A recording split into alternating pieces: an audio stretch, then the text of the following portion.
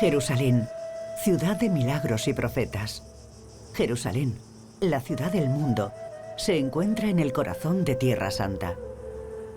Aquí, en el centro de la ciudad antigua fortificada, se encuentra la iglesia del Santo Sepulcro, un monumento singular. Aunque su apariencia externa es especialmente modesta, alberga el lugar más sagrado del cristianismo, su epicentro. La del Santo Sepulcro no es una iglesia corriente. Es un santuario que cuenta la historia fundacional del cristianismo y que se construyó en el mismo emplazamiento en el que esta historia habría tenido lugar. El monumento está formado por 3 espacios principales que se corresponden con las últimas 3 etapas de la vida de Jesús. El Gólgota, el lugar de la crucifixión. La piedra de la unción, donde fue embalsamado. Y por último, su tumba.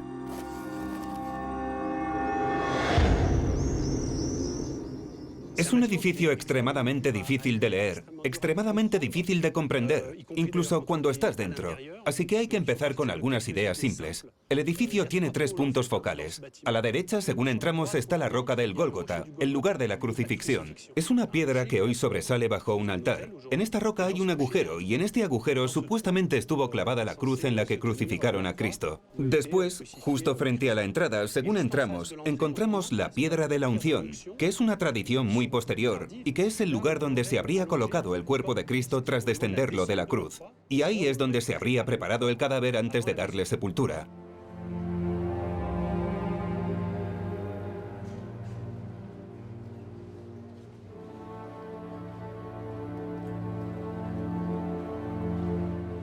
Después, a la izquierda, bajo la enorme cúpula que vemos aquí, está la tumba de Cristo, el lugar de su resurrección.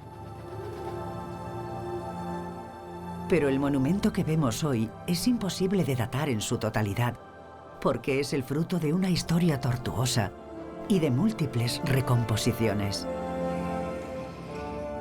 El Santo Sepulcro ha sido destruido varias veces, quemado y reconstruido.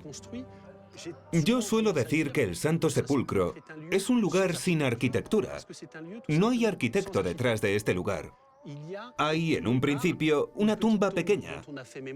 Y después hay una multitud, no de arquitectos, sino de constructores o emprendedores, que fueron añadiendo su capilla alrededor de un lugar central.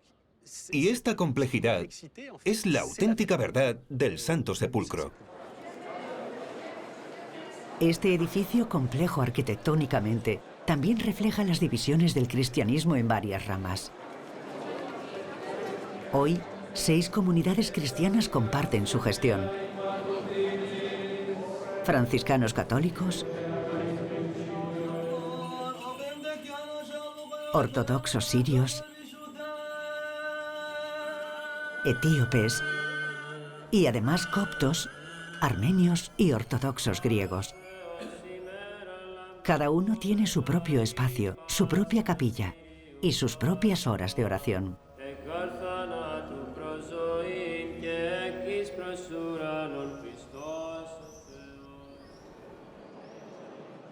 Durante el día, miles de peregrinos llegados de todo el mundo se concentran aquí y hacen cola durante horas para tocar la tumba de Cristo durante unos segundos.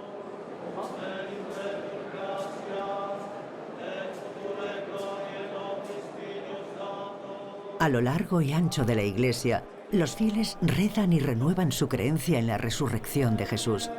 Desde sus orígenes, esta creencia ha sido la base de la fe cristiana.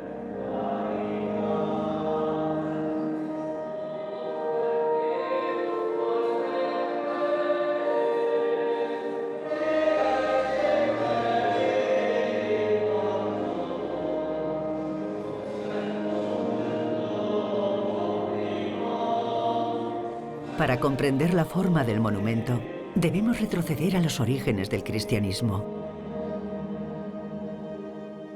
Cuando Jesús murió en la cruz, el Imperio Romano dominaba Palestina.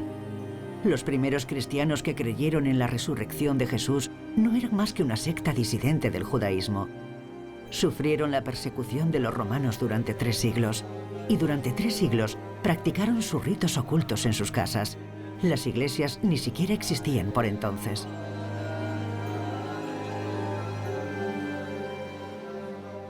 Los cristianos necesitan lugares en los que hacer las cosas que Jesús les pidió que hiciesen: bautizarse y celebrar la Eucaristía, un acto que recuerda su sacrificio en la cruz.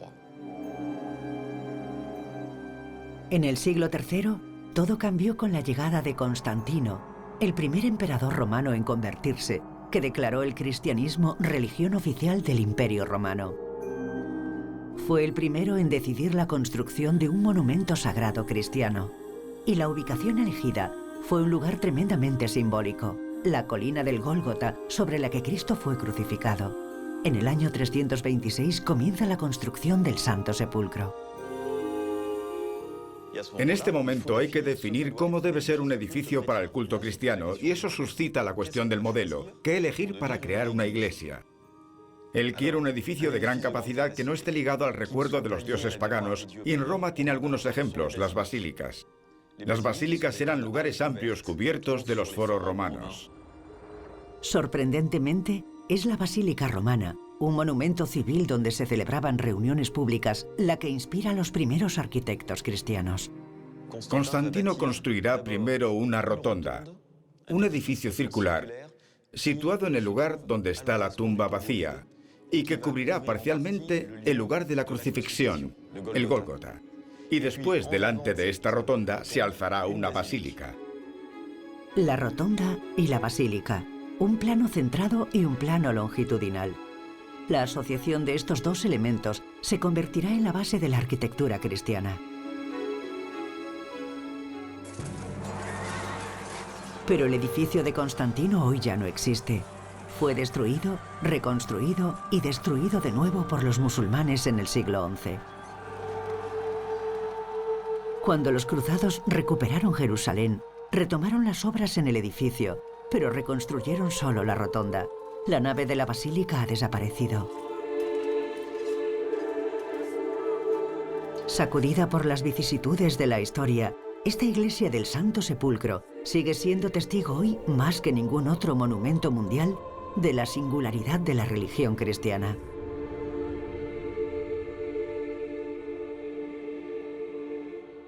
Existe una conexión profunda entre lo que ocurre en el Santo Sepulcro y lo que ocurrirá en Occidente en los siglos siguientes: la peregrinación.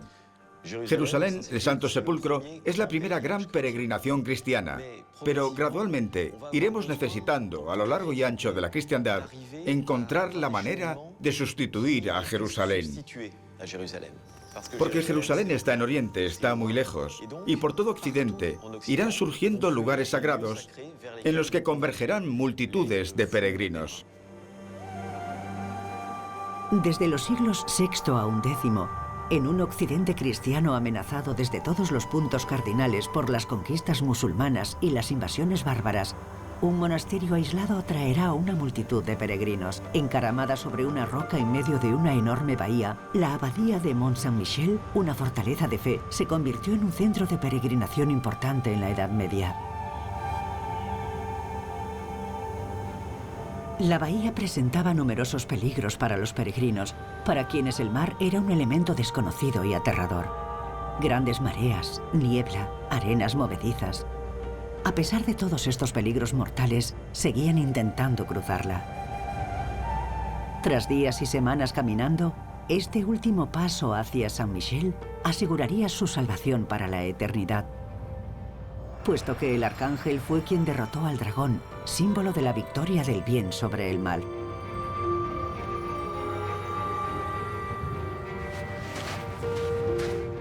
Caminar hacia el monte era caminar hacia el otro mundo, a la Jerusalén del Apocalipsis.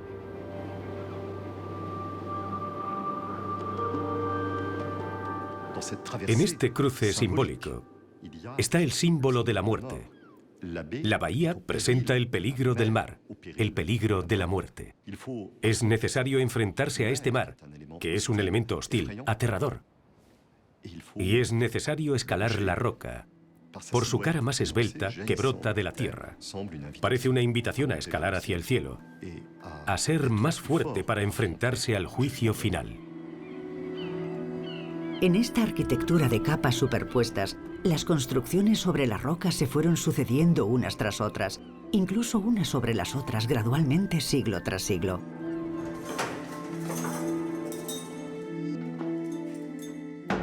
Para retroceder en el tiempo, es necesario descender hasta las entrañas de la abadía, a Notre-Dame-sur-Terre o Nuestra Señora bajo tierra.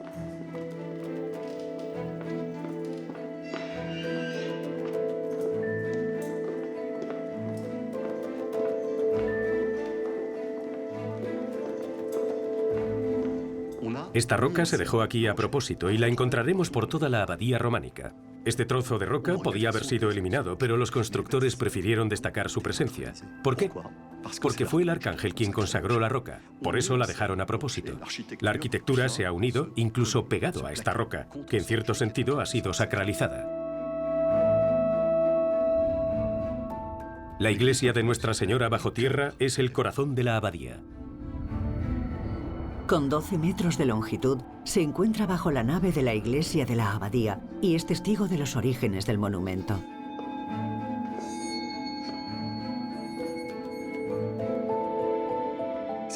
Esta iglesia, que se encuentra en el corazón de la construcción románica, es la parte más antigua. Data del siglo X.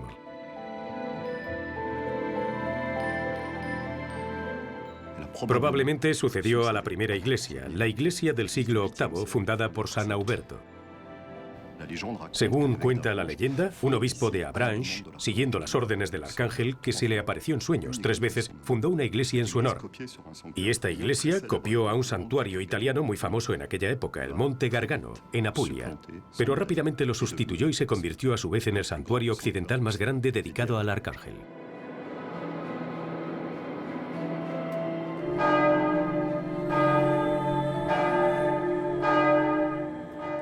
Desde 2001, los hermanos y hermanas de las fraternidades monásticas de Jerusalén han proporcionado la presencia religiosa en el monte.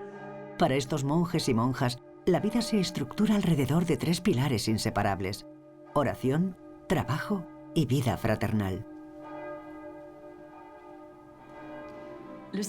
Lo sagrado, en mi opinión, es que todo se eleva.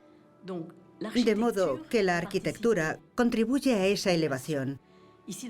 Aquí, en esta construcción del Mont Saint-Michel, hay algo que se eleva.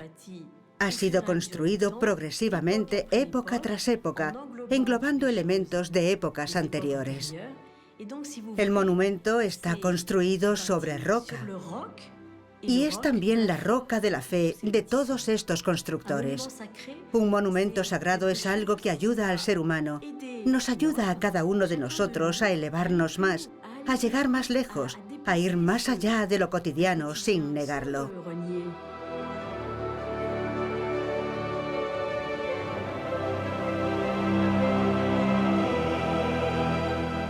Desde el siglo XI en adelante, el monasterio benedictino se vio obligado a expandirse para acomodar al creciente número de peregrinos.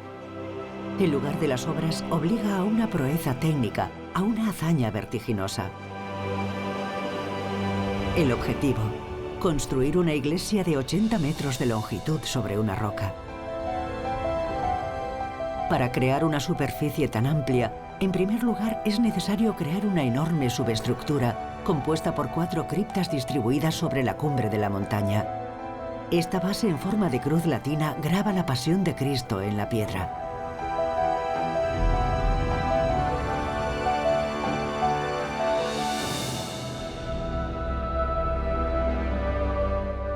La nave, que originalmente era el doble de grande, es lo único que se conserva del período románico, puesto que la historia de la abadía está marcada por la destrucción y la reconstrucción. Esta nave típicamente románica coexiste, por tanto, con otro estilo arquitectónico. El coro, que se desplomó en el siglo XV, ha sido reconstruido. Auténtica obra maestra de la arquitectura del gótico flamígero, su construcción global busca expresar impulso vertical y permitir el paso de la luz. En el exterior de la iglesia de la abadía, en el siglo XIII se construyó un grupo de edificios monásticos para acomodar a más de 60 monjes.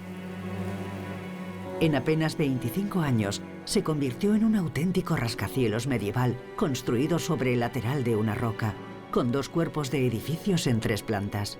La proeza de esta hazaña formidable es tal que desde sus orígenes ha sido denominada la Merveille, la maravilla.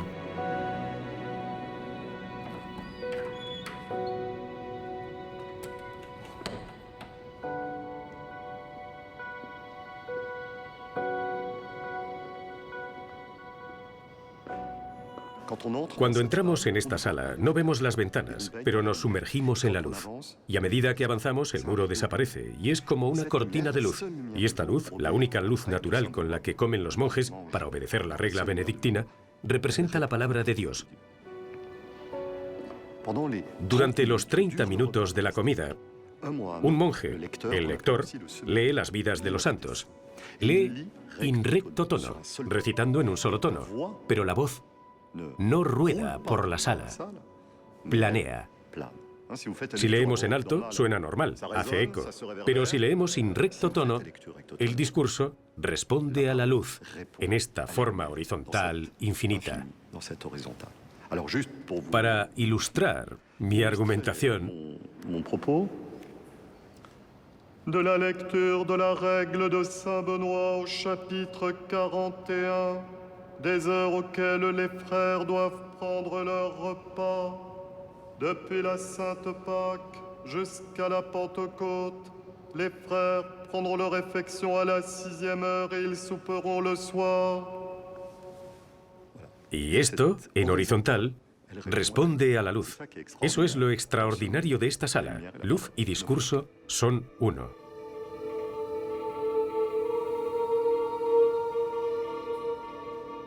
La puesta en escena de la luz, el silencio, el aislamiento. Aquí, toda la arquitectura está al servicio de la espiritualidad de los monjes.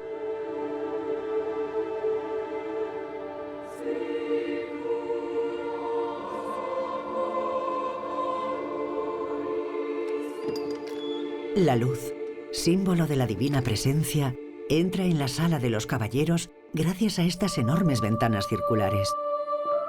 Aquí, en el medio de la biblioteca, los monjes estudiaban los textos sagrados, pero también a los filósofos antiguos. Esta abadía era un lugar de gran conocimiento en la Edad Media.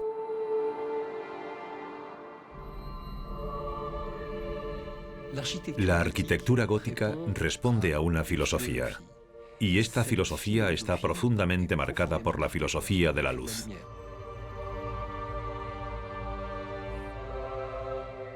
En la iglesia de la abadía, el peregrino llega de occidente, por donde se pone el sol. El oficiante, la comunidad religiosa se encuentran en el coro, a oriente, por donde nace el sol. Siguiendo esta línea de pensamiento, el amanecer simbólicamente es el de la resurrección, que toda la humanidad aguardaba en la Edad Media. Nos encontramos frente a una arquitectura gótica que, en cierto sentido, es una representación de la Jerusalén celestial. En otras palabras, una transcripción arquitectónica de un pensamiento y una filosofía en las cuales, por supuesto, la luz juega un papel considerable.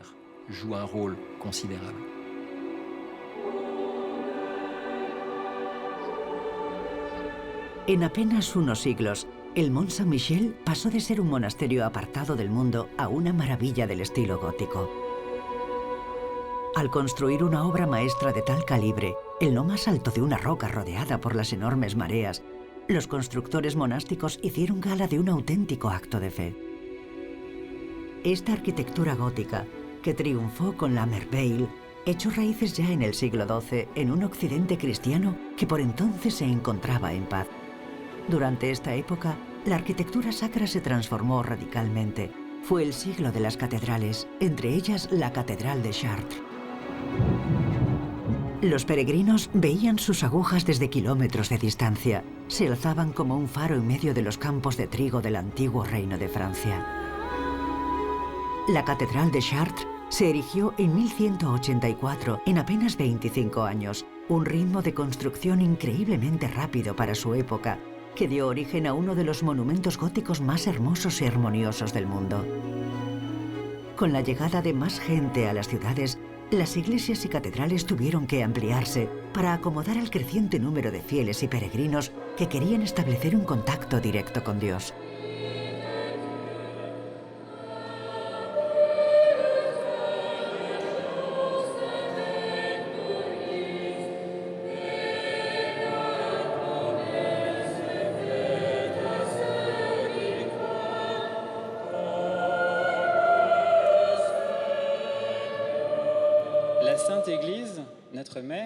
Aunque la vida religiosa todavía ocupa un lugar esencial en Nuestra Señora de Chartres, la ordenación de un sacerdote es un evento poco habitual.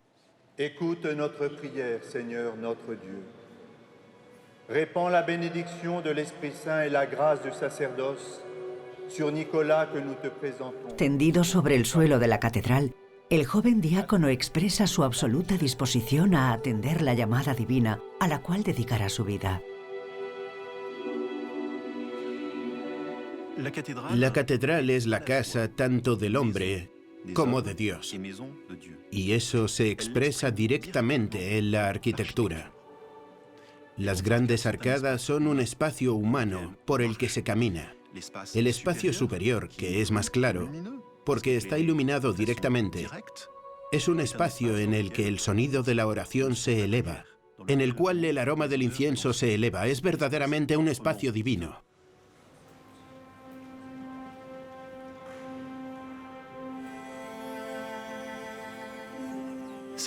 Esta arquitectura revela inmediatamente la visión inicial de los constructores y sus mecenas.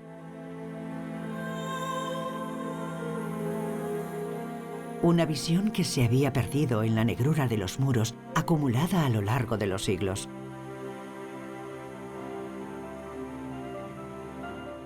Tras años de limpieza, la nave, de 37 metros de altura y 130 metros de longitud, ha recuperado finalmente la intención original de los constructores.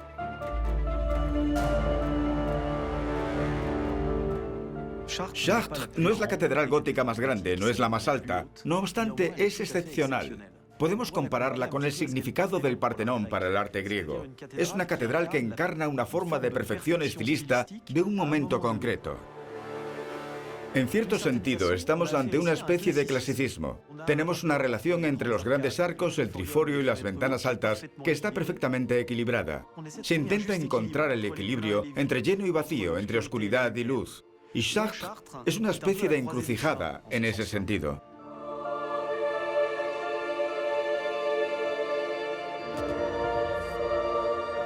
En la intersección entre nave y transepto, actualmente se está restaurando la torre del coro de la catedral.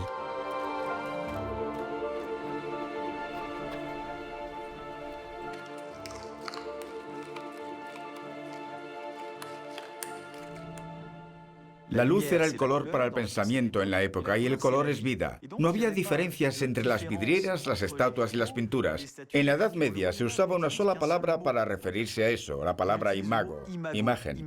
Es la imagen de la Virgen, la imagen de Cristo. 172 rosetones y vidrieras proyectan las imágenes de color por toda la catedral.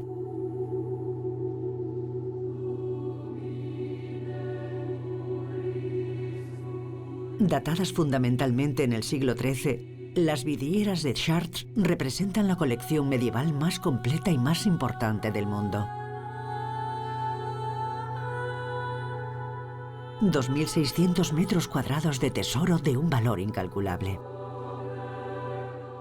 La función de estas vidrieras es doble, es decir, es a la vez práctica y espiritual.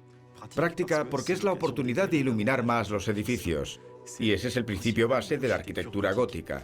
Y espiritual porque el gótico es, obviamente, la ilustración de la filosofía medieval en la cual Dios es luz. Pero el término luz de entonces no se corresponde con el actual, porque en aquella época las personas cultas obviamente hablaban en latín. Y en latín hay dos palabras para decir luz. Se puede decir lumen, que es luz física, o se puede decir lux, luz divina. Y el arte de las vidrieras es precisamente la posibilidad de unir ambas. Es tanto la luz que viene de Dios como la luz que ilumina a los fieles, y esta es una particularidad de la Iglesia occidental. Aquí en Chartres estamos ante el pináculo de este sistema.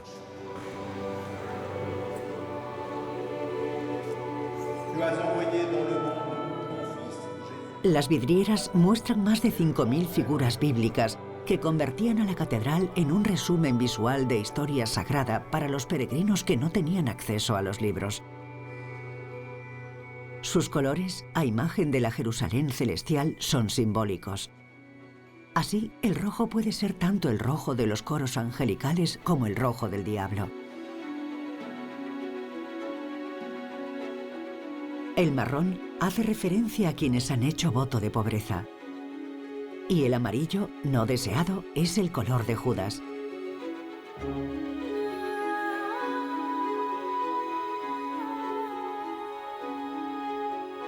Los constructores querían un monumento luminoso y grandioso, pero también cargado de símbolos, que combinase los de la fe cristiana y los del pensamiento griego, la Edad Media y la Antigüedad. Estos encuentros se encarnan en el laberinto de la nave central.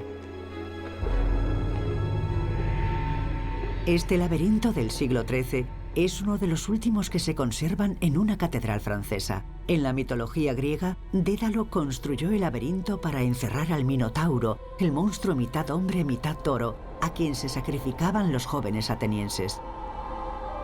Para poner fin a esa carnicería y liberar a la ciudad, Teseo se ofreció voluntario para matar al Minotauro en el laberinto, cuya salida encuentra gracias al hilo de Ariadna.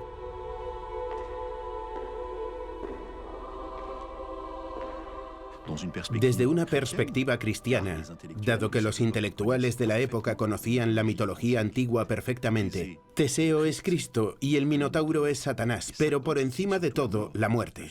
Durante la vigilia pascual, Cristo cruza el inframundo, se enfrenta a la muerte y la derrota, y ofrece a la humanidad la posibilidad de unirse a la vida eterna.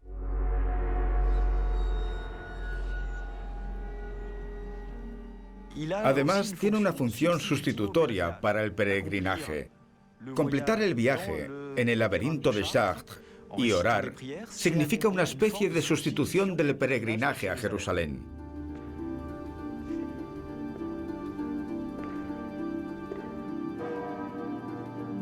Obra maestra de la Edad Media, símbolo gótico, Nuestra Señora de Chartres es testigo de la espectacular evolución de la arquitectura cristiana y de la transformación de la relación entre el ser humano y lo sagrado.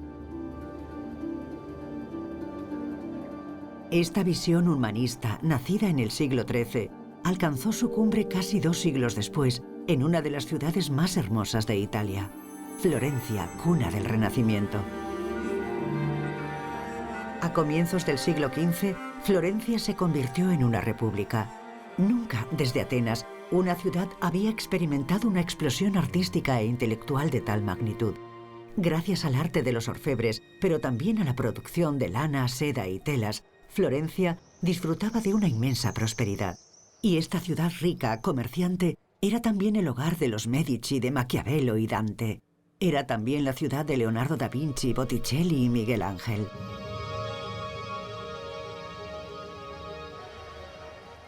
El Duomo es uno de los edificios más grandes del cristianismo. El Duomo es la catedral de Santa María del Fiore, cuya cúpula domina toda la ciudad. Junto al campanario y el baptisterio conforma el corazón religioso de Florencia. El Duomo reproduce la filosofía del Renacimiento. Es una obra de arte total.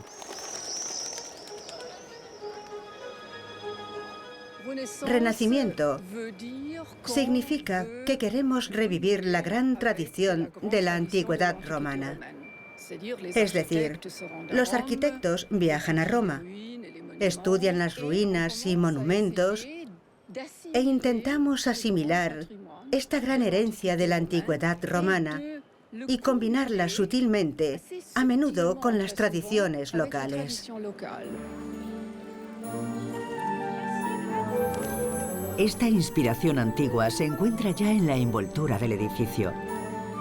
Para crear esta inmensa decoración gráfica, un auténtico mosaico de color, los escultores del siglo XV usaron uno de los materiales más nobles y valiosos, pero también de los más frágiles que había en su época, el mármol.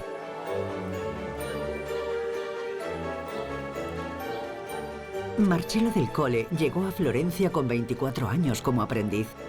Hoy es el director de restauración de la catedral. Lo que más me impresiona es el enorme trabajo en la superficie exterior y el tipo de trabajo realizado en mármol, en particular en mármol de Carrara, en los rojos de Maremma y en los verdes de Prato, que tienen una utilidad cromática exclusivamente. Estos tres materiales desempeñan un papel muy específico. El mármol de Carrara se usa para las obras importantes, para las esculturas, para lo que requiere un trabajo importante. Los rojos y los verdes han sido elegidos para aportar color y destacar frente al blanco. Se usan para eso, para crear color. Nada más que para eso. El mármol, que se degrada con el paso del tiempo, requiere un mantenimiento permanente. Aquí, en el taller de escultura original creado durante la construcción de la catedral, el gremio de escultores se ocupa de la conservación del monumento. 700 años de transmisión de técnicas y conocimientos han permitido al equipo arquitectónico del Duomo conservar esta apariencia visual tan fielmente.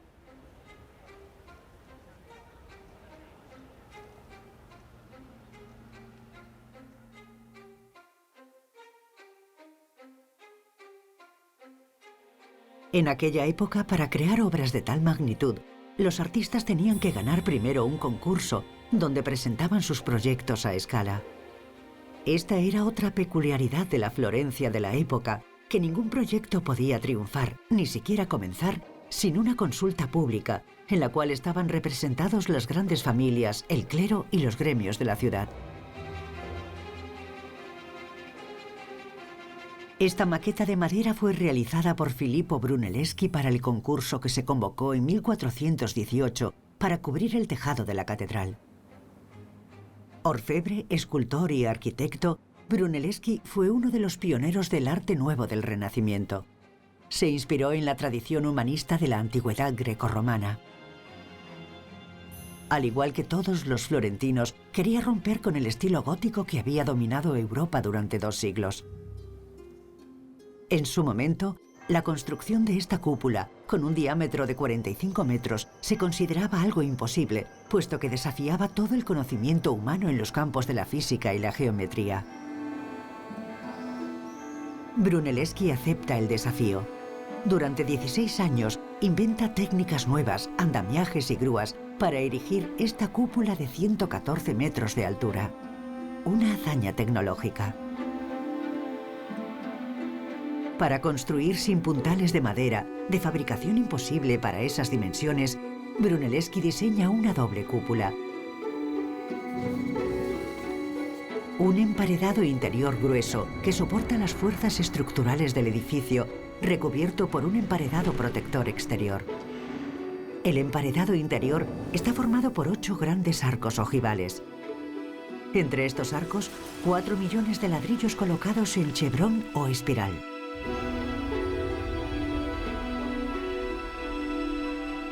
Este emparedado interior une los 8 lados de la cúpula y evita que se desplome bajo su propio peso.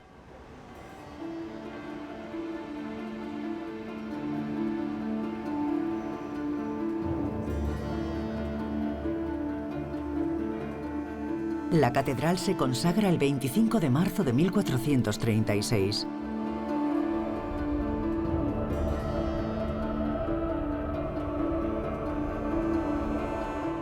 En el interior, la cúpula no está decorada.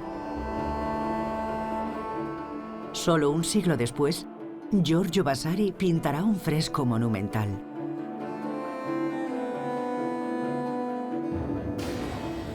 Con una superficie de 3.600 metros cuadrados, el juicio final muestra a 700 personajes que representan la visión que la Iglesia tiene del fin del mundo. Dorados y marrones chocan cuando la luz se enfrenta con la oscuridad, el bien con el mal, la virtud con el vicio y Dios con el demonio. Inspirándose en la teología medieval, Vasari crea una obra atrevida y moderna que rompe con la visión de un Cristo represor. Al contrario, representa a un Cristo piadoso, un Cristo que se niega a castigar a los hombres. Bajo el mandato de Cristo, un ángel detiene la tierra. Ayudándose de un martillo, clava un clavo y pone fin al movimiento del tiempo y el universo. La noción del tiempo es esencial para la liturgia de la Iglesia a la hora de determinar cada año la fecha oficial de la Semana Santa.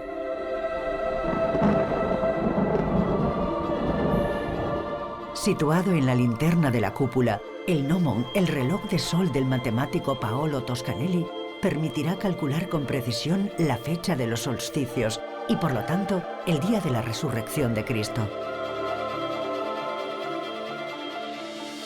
El rayo de luz impacta contra el suelo e indica la hora del día y el día del año. En el Renacimiento había sed de aprendizaje y conocimiento. Comprender la duración exacta del año hoy puede parecernos banal, pero no lo es en realidad. Y era muy difícil en aquella época con aquellos instrumentos. Un instrumento grande implica una precisión mayor. Es como tener una báscula con una aguja muy grande. Las mediciones son más precisas. Y aquí estamos hablando de una aguja de 90 metros. En busca de la precisión, los astrónomos eligieron la catedral porque era el edificio más alto de Florencia.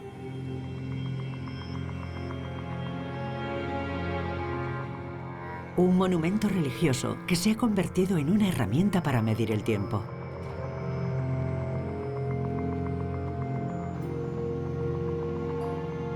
El Renacimiento italiano afirma el poder del espíritu humano y el Duomo es su demostración más espléndida.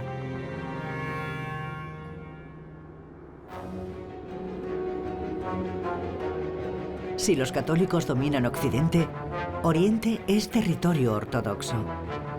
En Rusia, en las proximidades de Moscú, se alza un lugar importantísimo para la fe ortodoxa. El monasterio de la Santa Trinidad de San Sergio. Todos los años, el 18 de julio, los fieles llegan desde todos los rincones de Rusia al monasterio para honrar a San Sergio de Radonev, uno de los santos ortodoxos más venerados. Cirilo, el patriarca de Rusia, es esperado por todos los peregrinos.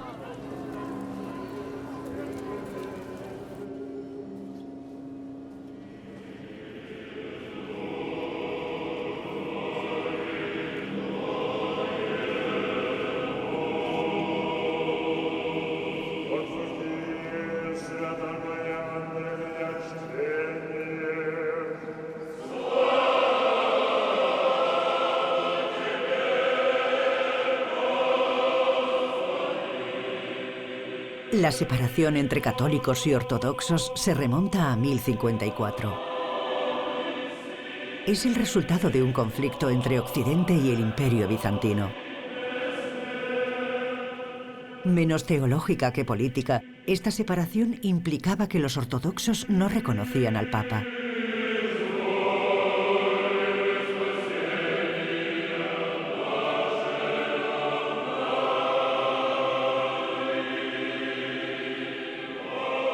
Protegidos de los ojos de los fieles, los sacerdotes ofician en el santuario sagrado, detrás del iconostasio. Esta separación física recuerda a la que en el templo judío de Jerusalén aislaba el Sancta Sanctorum, un espacio habitado por la presencia divina de la multitud de hombres. Este muro de iconos que representa a ángeles, apóstoles, santos, a la Virgen y a Cristo en majestad, crea la unión espiritual entre los fieles y el misterio de la Eucaristía. Para los ortodoxos, los iconos no son simples imágenes pías que representan a Cristo o a los santos. Los veneran por sí mismos como si fuesen el propio santo.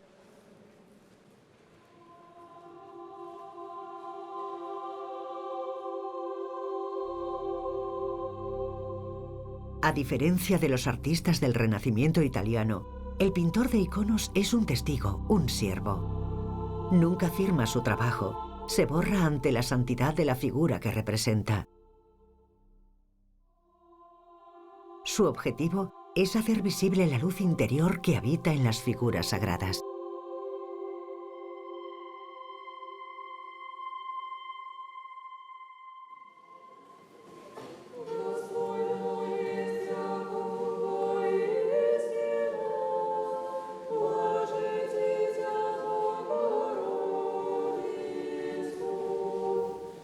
En este día festivo, los fieles acuden en gran número a postrarse y abrazar el icono de San Sergio de Radonez, fundador del monasterio.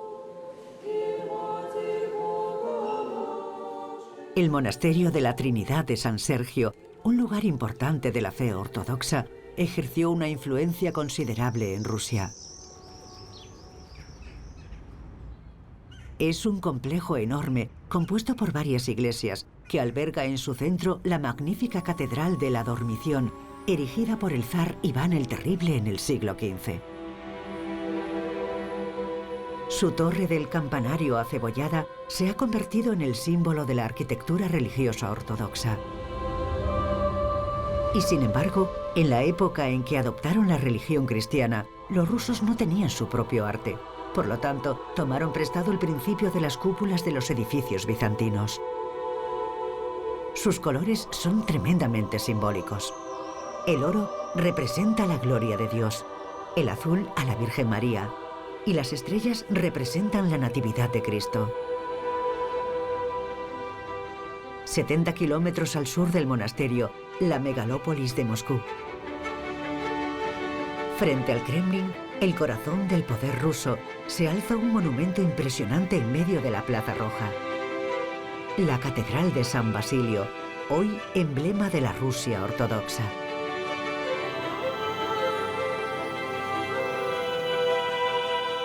Según la leyenda, Iván el Terrible, el primer zar de Rusia, ordenó vaciar los ojos de sus arquitectos para que nunca pudiesen reproducir esta obra maestra. A mediados del siglo XVI, mientras los turcos ocupaban Jerusalén, Iván el Terrible, el primer zar de Rusia, tomaba Kazán, la capital de los tártaros. Para celebrar esta victoria sobre el Islam, el zar ordenó construir una catedral única, como nunca se había visto en su país. Un monumento a la gloria de Dios, un tributo al poder de su ejército. Cada uno de los 7 campanarios, rematados por sus bulbos multicolor, honran a un santo, cuya festividad conmemora una victoria militar. Es un complejo conectado por galerías que rodea la iglesia central, rematado por un tejado octogonal a 65 metros de altura.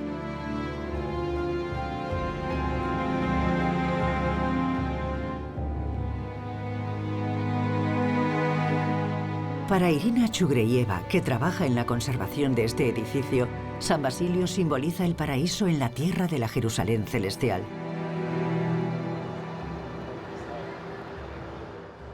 Es como una ciudad fantástica. Varias capillas forman un círculo entre ellas. Y eso nos hace pensar en la imagen de la ciudad santa. O en el cielo, del cual emergen estos colores increíbles. Y todos los elementos que lo componen forman una decoración infinita. Una enredadera dorada que floreció para dar vida a flores sobrenaturales. Debe elevarnos espiritualmente y acercarnos más a una forma de belleza que no tiene parangón en la tierra.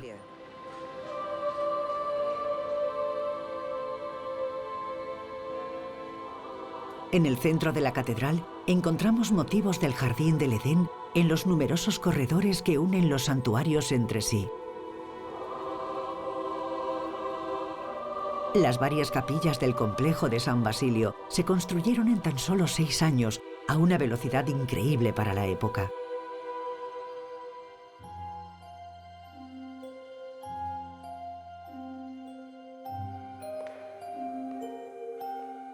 En el siglo XVI, este monumento supuso una ruptura con la historia de la arquitectura rusa.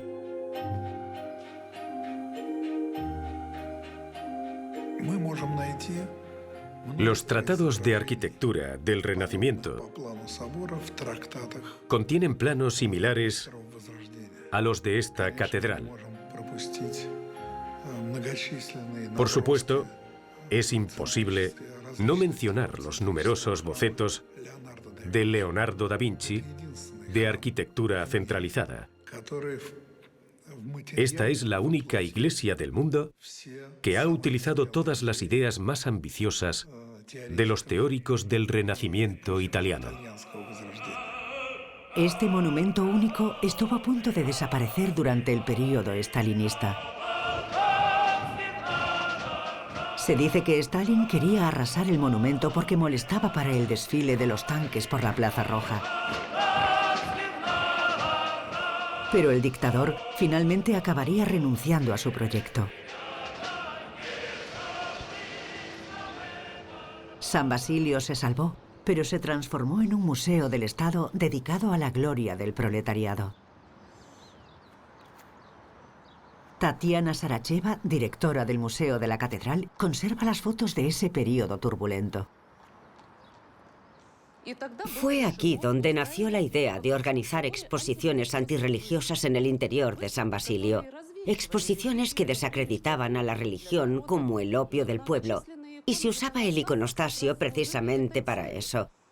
Los guardias decían, debemos conservar los iconostasios para usarlos para luchar contra la religión. Durante mucho tiempo, los iconostasios exhibieron citas marxistas de Marx, Engels, Lenin, Stalin.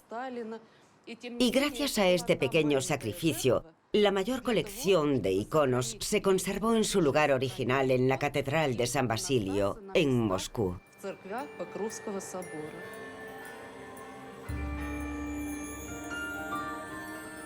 Dicen que en el apogeo de su poder, Iván el Terrible solo temía a un hombre, a un asceta llamado Basilio. Basilio era un insensato por Cristo que denunciaba la hipocresía del mundo, incluido el zar. La figura de San Basilio el Bendito ha arraigado en los corazones de los moscovitas, y su nombre siempre fue y sigue siendo asociado con la catedral.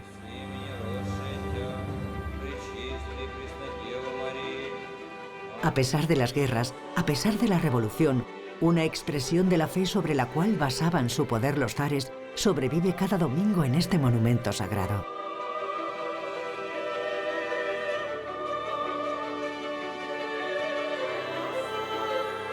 Una fe que quiere ser fiel a las iglesias primigenias, una fe viva de devoción y adoración.